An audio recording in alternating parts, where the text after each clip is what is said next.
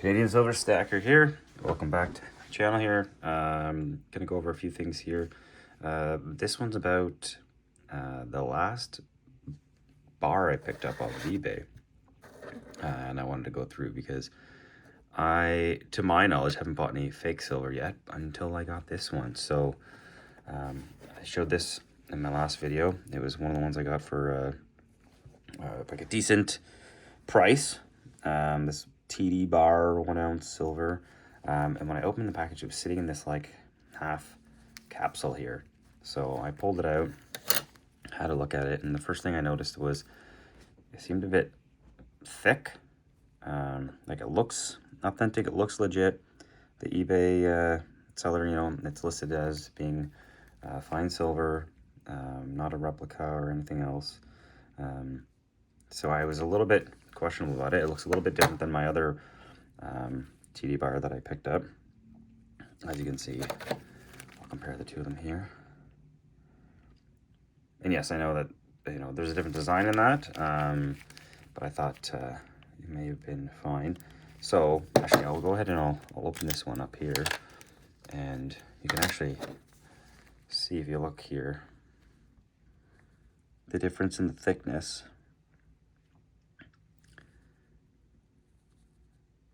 So I tried to do a little, you know, ping test on it, silver to silver here, and it, if you can hear that,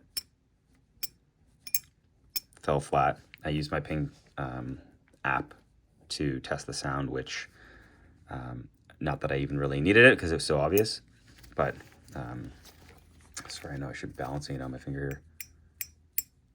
Yeah, nothing there. So let's see if I can get this one. There we go. That's a little bit better. That's the real one. Oh, see, it's hard to balance it. I do need to get a ping tester here, but got a much nicer ping. So that's the sound we want to hear, the silver sound there.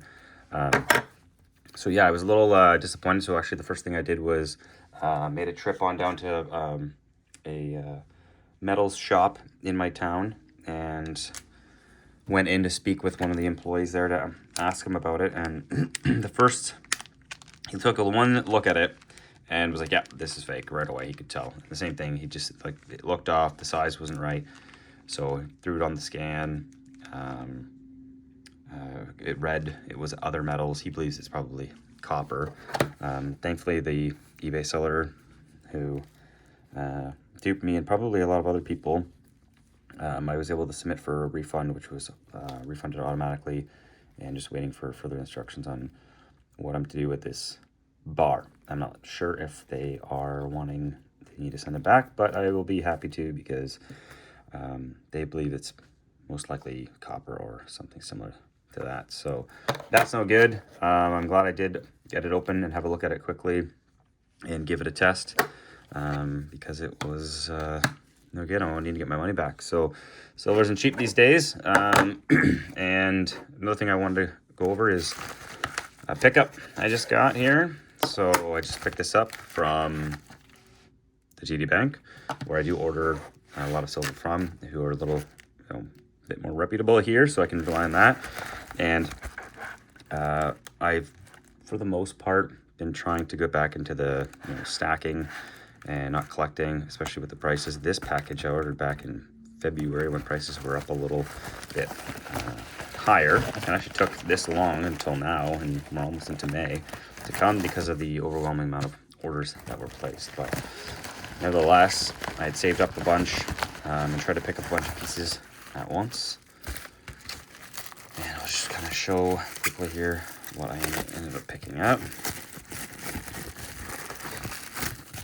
Okay, and here we have it. We've got 4 ounces. Again, like I said, back to the stacking. So we've got 2 1 ounce silver maples. I can't remember what year these guys were here. They're both, 2025. So 2 just good old-fashioned maples. Love these coins. And of course, my other favorite, the 1 ounce Britannia. These are also both going to be 2025s here as well. And I mean, it's for such a beautiful coin. It's really hard to beat. Your Maple and your Britannia, these are probably two of my favorite. And these are about the lowest premiums for silver bullion coins that you can get here in Canada. Yeah, it's always the Britannia or the Maple. I mean, you can still get Philharmonics, I find, are pretty cheap, but they're not that much cheaper. That, like, the way they design these coins are just such a lovely coin to add. I was trying to, I've been stacking a tube of Maples for some time now, so I'm hoping to add these two into the tube. 25 is a lot, but over time it'll add up. And I was gonna fill a tube slowly with these as well, but I don't know, I just really like the looks of the Britannia, and I think I'm gonna just put these in individual capsules so I can have them out to look at and handle versus just kind of putting in a tube. The Maples, I have a couple in the capsules as well, but I prefer to stack those in the tubes and hopefully continue that over time. But yeah, I'm probably gonna get some capsules for these guys because they're lovely, and especially, like I showed this one here, the my new 2014 Horse Privy. Oh, there we go. There as well. So I'll go in a capsule, and then I'll put these all in a box there. So, but yeah. Anyways, that was my experience with the fake silver on eBay. I don't usually buy a lot of stuff off of sellers I don't know on eBay. It's usually from a reputable place like a bullion dealer or the bank or whatever. So I don't think I've got too many concerns with what I have, in my stack, and that I should probably go through and see what I've got, and kind of wear any of these, anything that may be questionable, and then actually test it just to make sure I don't have any. But I'll be happy to get my money back for the fake, and then yeah, hopefully just reinvest that into another piece here as well. And it's probably not the greatest with just bouncing on these gloves here, but there's that sound. Oh, there we go, just throwing it around. So